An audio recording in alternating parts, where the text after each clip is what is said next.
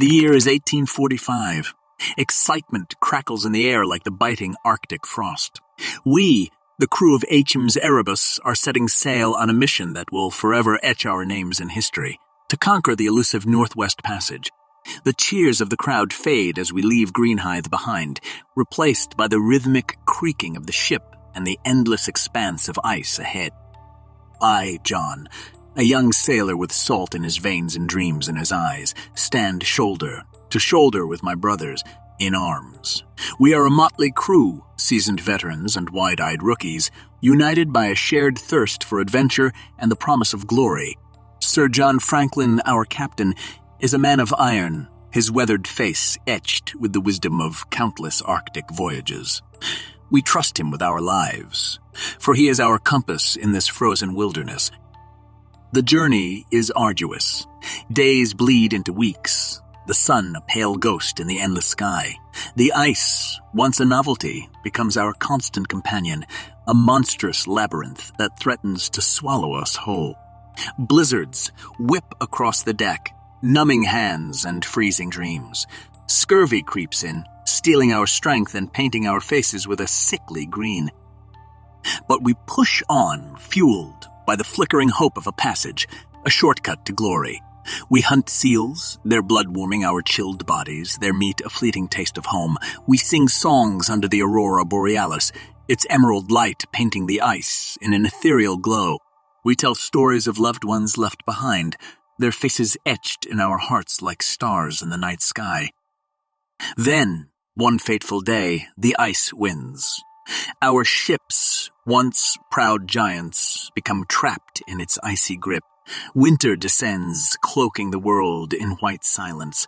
We huddle in our bunks, the cold seeping into our bones, gnawing at our hope. The canned food, our supposed lifeline, turns out to be our poison tainted with lead that twists our minds and weakens our bodies.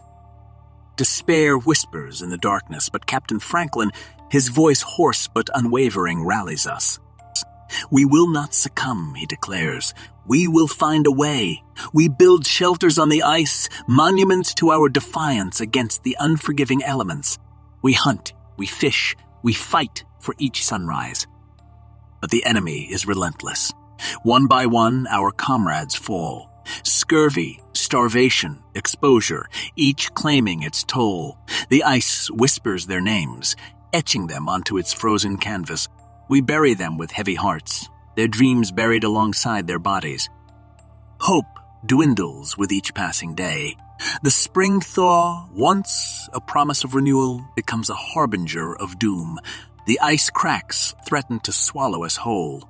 We know we must leave, find land, or perish. So, with a final desperate prayer, we abandon our ships. We drag our meager belongings on sleds, ghosts in the vast whiteness. The journey is a nightmare. Hunger gnaws at our bellies. Exhaustion bends our bodies. We fall, we rise, we fall again. Some choose to stay, their spirits broken by the endless struggle. Others, driven by a primal urge to survive, press on. I am one of them. I walk with my brother Thomas, his hand clasped in mine, a lifeline in the storm. We share stories of home, of loved ones we may never see again. We sing songs of defiance, our voices thin but resolute against the howling wind. Days blur into weeks, the landscape a monotonous canvas of snow and ice. We see mirages and shimmering oases that dance just beyond our reach. We hear whispers of a trading post, a beacon of hope in the desolate wilderness. But it is a cruel illusion, a figment of our desperate minds.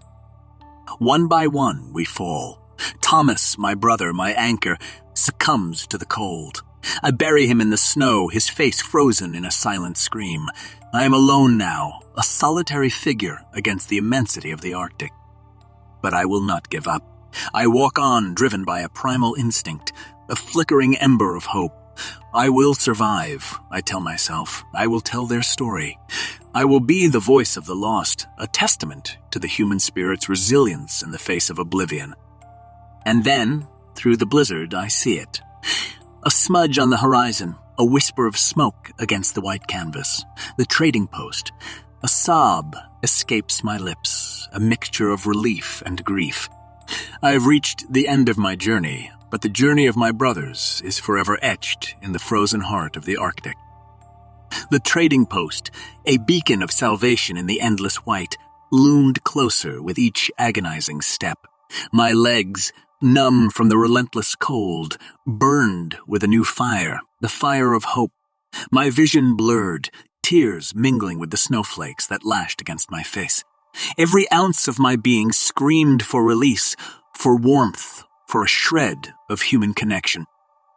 I stumbled through a veil of snow, the trading post's indistinct shape morphing into a mirage, then solidifying into a collection of rough-hewn log cabins. A guttural cry tore from my throat, a primal sound of relief and desperation that echoed across the frozen wasteland.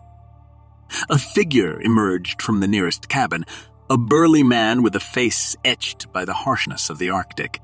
He spoke in a guttural Inuit tongue, his words foreign, but his eyes filled with understanding. I pointed at myself, then at the Erebus, the terror, the ghosts of my fallen comrades. He nodded, his gaze hardening. The Inuit took me in, their hospitality a balm to my ravaged soul. They fed me warm seal meat, a feast fit for a king, and wrapped me in thick furs that chased away the biting cold. In their guttural language, they spoke of other survivors, scattered remnants of our expedition clinging to life on the frozen edge of the world. A new spark ignited within me, a purpose beyond my own survival. I would find them, these lost souls, and together we would bear witness to the tragedy that had befallen our proud expedition. With renewed strength, I learned the ways of the Inuit, their language, their skills. I became one of them, a hunter, a tracker, a survivor in the unforgiving embrace of the Arctic. Days turned into weeks, weeks into months.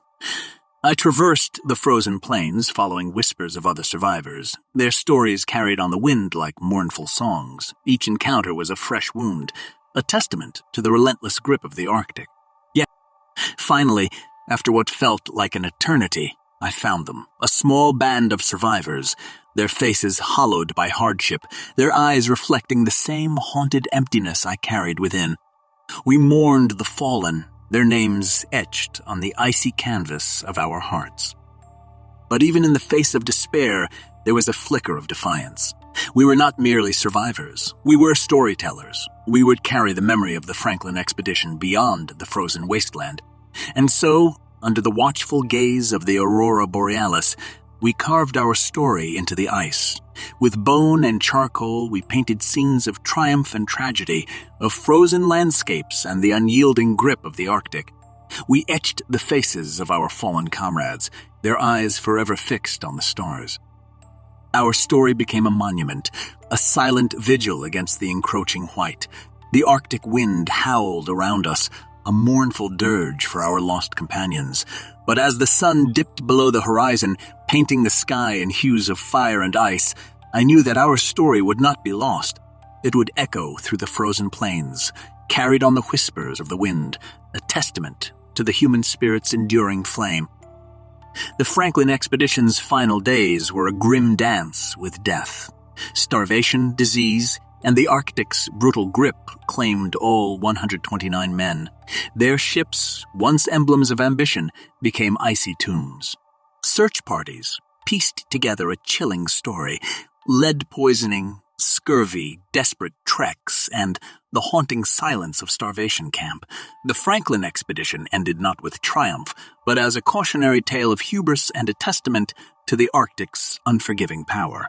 They may be gone, but their story, etched in ice, endures as a reminder of human resilience in the face of unimaginable odds.